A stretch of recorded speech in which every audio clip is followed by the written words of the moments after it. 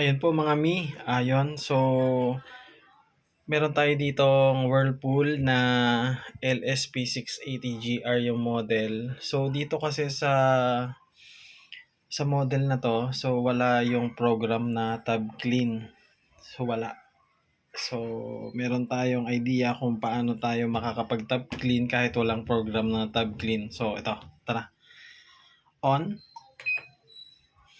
Tapos ilagay natin siya sa custom. Ayan, naka-custom na. Tapos, diretso tayo sa water level.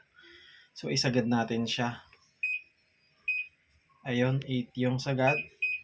Ilagay natin sa 8. Okay.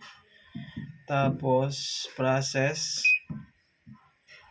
Ayan, nag-blink na yung soak. So, sa soak tayo. So, ang normal kasi ay na tab clean is 1.5 hours or kulang-kulang 2 hours. So, tingnan natin kung ilan dito. So, hanggang 40 minutes. So, isagad natin ng 40 minutes. Okay, set. Sa wash naman, ang wash ay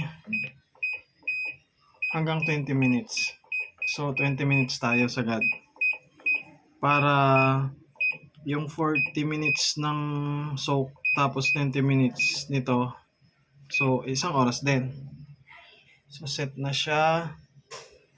Hindi natin kailangan yung rinse at spin. So, ganito gagawin natin. So, tatanggalin natin siya. Punta tayo sa set. Yun, wala na.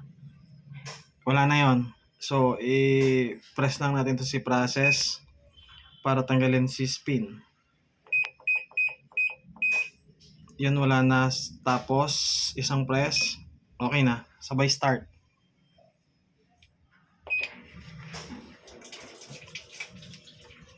Yan na. So, nakagawa tayo ng tab clean kahit wala siyang program na tab clean sa mismong unit. So, sana nakatulong mga mi. At kung gusto mo tong mga ganitong video, so follow for more.